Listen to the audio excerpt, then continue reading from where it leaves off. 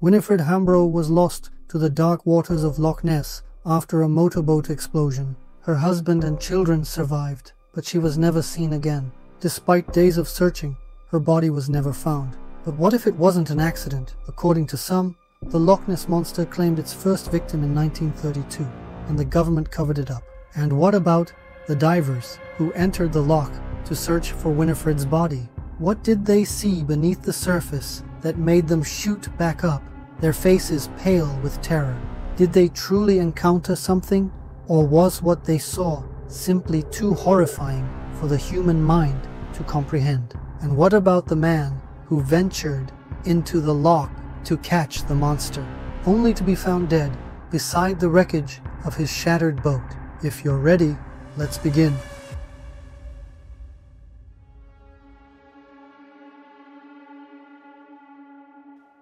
Is Nessie real? And if so, is it a gentle giant or a silent killer lurking in the dark waters? While it's often seen as a symbol of local tourism, some say it's far more than just a camera-friendly legend. Quite the opposite. Some believe it has attacked, even killed people. In this video, we'll explore the darkest cases in which Nessie and other lake monsters have been linked to death. We'll question the terrifying possibilities behind missing people, shattered boats, and mysterious waves. Because perhaps it's not just a legend. Winifred Hambro, August 1932. Throughout history, certain accidents and disappearances have gradually been attributed to the Loch Ness Monster by the public. Among them, without a doubt, is Winifred Hambro, the wife of banker Ronald Olaf Hambro. Winifred was one of the leading female golfers of her time. The family spent much of their time between Sussex and their summer home in Glendow, near Loch Ness in Scotland. In August 1932, a fire broke out following an explosion aboard Ronald Hambro's speedboat on Loch Ness. Winifred and her family jumped into the water. Ronald and the children managed to reach the shore, but Winifred vanished. Despite days of searching, her body was never found. In the aftermath, Ronald erected a memorial along the shore of Loch Ness. This tragedy would align eerily with the surge of monster sightings that began just 1 year later. In 1933, only a year after Winifred's disappearance, the first large-scale reports and eyewitness accounts of Nessie began appearing in newspapers. This odd timing has led some to speculate the Loch Ness Monster may have taken its first victim in 1932, and the government covered it up. The reports in 1933 were meant to distract the public and bury the truth. Why was Winifred Hambro's body never recovered? Why did monster sightings erupt right after this incident? Could there have been a connection? Winifred Hambro's unexplained disappearance in Loch Ness gave rise to rumors that the monster killed her. This fueled the Nessie legend with a darker and more mysterious dimension. Being regarded as the first victim in the origin of the Loch Ness Monster lore made the legend far more dramatic and far more compelling. Stories began to circulate of divers encountering massive underwater caves, some surfacing with ashen faces, claiming to have seen giant eels. And the question still remains unanswered. Why did Mrs. Hambro, an accomplished swimmer, never make it back to the surface? Was she dragged under by the monster, taken to a horrific death in the depths? One of these claims comes from a letter by Harold Frere, published in the Inverness Courier on October 20th, 1933. Frere stated that divers searching for Hambro's body discovered an overhanging rock shelf deep beneath the surface. Author David Cook, in his book The Great Monster Hunt, revisits the Hambro tragedy.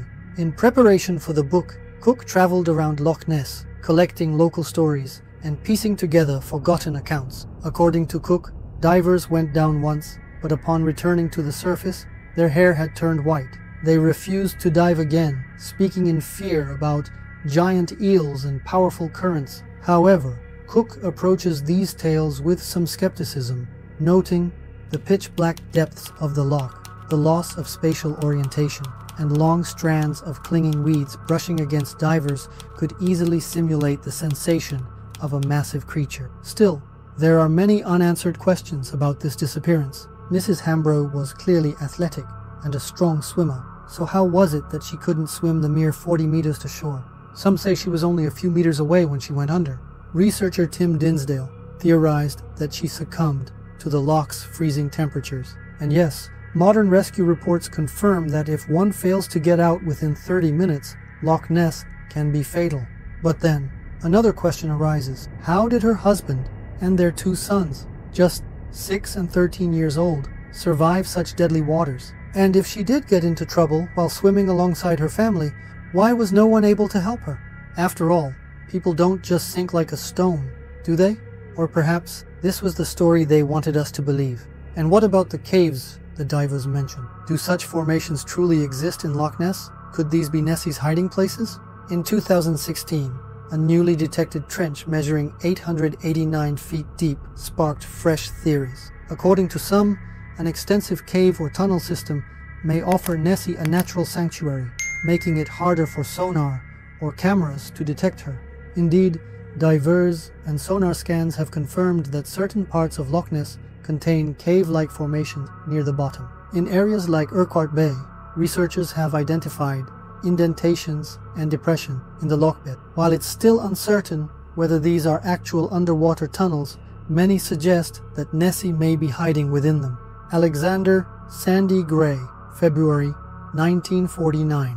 Alexander Sandy Gray was one of the early witnesses and figures in the Loch Ness legend. Born in 1900 in the village of Foyers, right on the shores of Loch Ness, he became known as a respected fisherman from a young age. In the early 1930s, working as a bus driver and amateur angler, Gray spent much time on the loch, reporting numerous unusual sightings. The legend gained traction when the Aberdeen Press and Journal published a report giving wide coverage to his testimonies. In fact, it was during this period that the name Loch Ness Monster started to gain public popularity. Hoping to catch or lure the creature, Sandy Gray conducted several experiments by casting bait into the water. His efforts became one of the earliest and most notable first-hand accounts related to Loch Ness. Although his story was somewhat overshadowed by his brother Hugh Gray's famous 1933 photograph,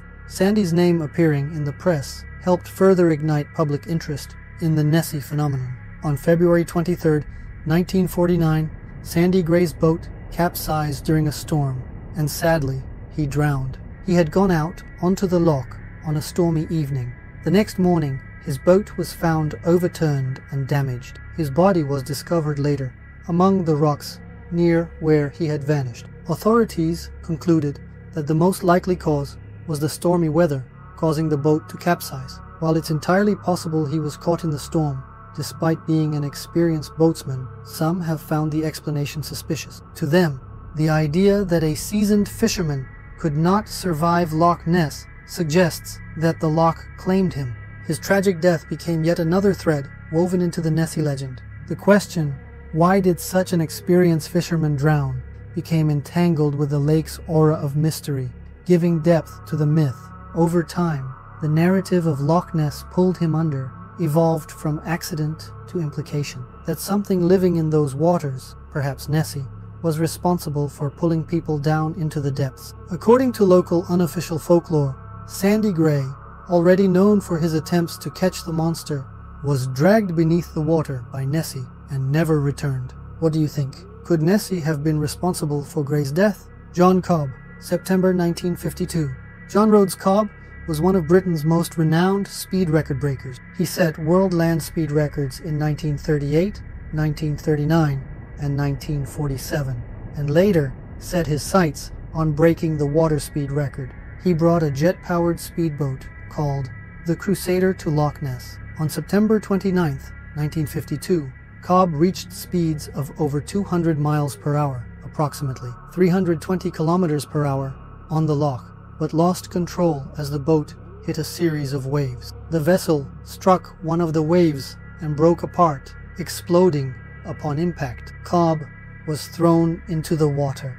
His neck was broken and he drowned. Despite becoming the first person to break 200 miles per hour on water, he could not be saved. The Crusader sank into the 200-meter deep waters while Cobb's body was recovered from the surface. The wreckage remained on the loch bed. His death was not just a failed record attempt, but soon became a symbol of the loch's deadly power. Cobb's crash occurred when his boat suddenly collided with an unexpected wave. Some believe this wasn't a natural wave at all, but a monster wave caused by Nessie's underwater movements. Cryptozoologists claim the wave was unnaturally timed and unprovoked, suggesting that no other boats were present to create such turbulence, pointing instead to the Loch Ness Monster. Years later, Nessie researcher Tim Dinsdale, based on his own film work and field studies, proposed an alternative theory. Since all other boats were halted for the test run, the origin of the wave must have been something else. Dinsdale believed Cobb was killed by Nessie, who created a deadly underwater disturbance. While this theory wasn't taken seriously by the scientific community, it found a permanent place in popular Nessie folklore. So what do you think?